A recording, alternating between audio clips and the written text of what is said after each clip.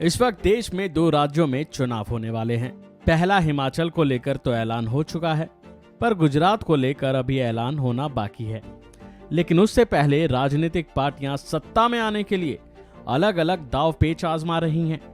तो वहीं बीजेपी गुजरात में सत्ता में वापसी के लिए यूनिफॉर्म सिविल कोड लागू कर सकती है। जी हां, इसकी चर्चाएं अब जोरों शोरों पर चल रही हैं। गुजरात चुनाव को लेकर राजनीतिक पार्टियों में सबसे ज्यादा लड़ाई देखी जा रही है। कहा जा रहा है कि गुजरात में चुनाव से पहले मौजूदा बीजेपी सरकार यूनिफॉर्म सिविल कोड लागू करने की तैयारी कर रही है। बड़ी खबर यह है कि आज कैबिनेट की बैठक में इसको लेकर सरकार एक कमेटी के गठन का ऐलान भी कर सकती है, जो यूनिफॉर्म सिविल कोड लागू किए जाने के हर पहलू पर विचार करेगी। तो वहीं जब ये बात उठी गई है तो भला बाकी पार्टियां कैसे चुप रह सकती हैं? बाकी पार्टियों ने भी हमले बोलने शुरू कर दिए हैं। यूनिफॉर्म सिविल कोड को लेकर कांग्रेस और आम आदमी पार्टी ने बीजेपी पर हमला बोला है। हालांकि यूनिफॉर्म सिविल कोड लागू होना चाहिए या नहीं, इस सवाल के जवाब में दोनों ही पार्टियों ने कुछ नहीं कहा।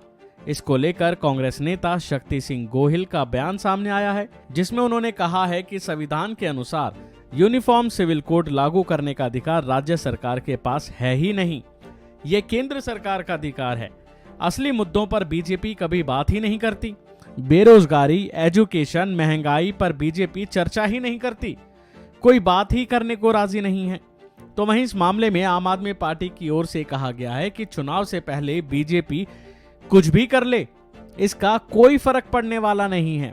गुजरात की जनता ने इस बार बदलाव करने की ठान ली है। बीजेपी यूनिफॉर्म सिविल कोड की चर्चा इसलिए कर रही है क्योंकि चुनाव नजदीक है, लेकिन इसका जनता पर कोई असर नहीं पड़ेगा। एक तरफ बीजेपी यूनिफॉर्म सिविल कोड का दांव खेलने जा रही है, तो वहीं अरविंद केजरीवाल भी पूरी तैयारी में है। अरविंद केजरीवाल ने कहा है कि जनता से पूछकर सीएम उम्मीदवार का ऐलान करेंगे। बता दें कि गुजरात के गृह मंत्री ने कहा कि यूनिफॉर्म सिविल कोड की संभावनाओं को तलाशा जा रहा है। इसके लिए एक कमेटी का गठन करने की योजना चल रही है। बताया जा रहा है कि आज कैबिनेट की बैठक में उत्तराखंड की तर्ज पर हाईकोर्ट के रिटायर्ड जज की अध्यक्षता में एक समिति गठित करने का प्रस्ताव भी पेश किया गया। गुजरात सरकार के मुताबिक 1 या 2 नवंबर को चुनाव की तारीखों का ऐलान हो सकता है। तारीखों का ऐलान होते ही गुजरात में आचार संहिता लागू हो जाएगी। इससे पहले यूनिफॉर्म सिविल कोड का बड़ा दांव काफी महत्वपूर्ण हो सकता है, लेकिन असली बात तो जनता ही बताएगी कि आखिर वो वोट किसे देगी।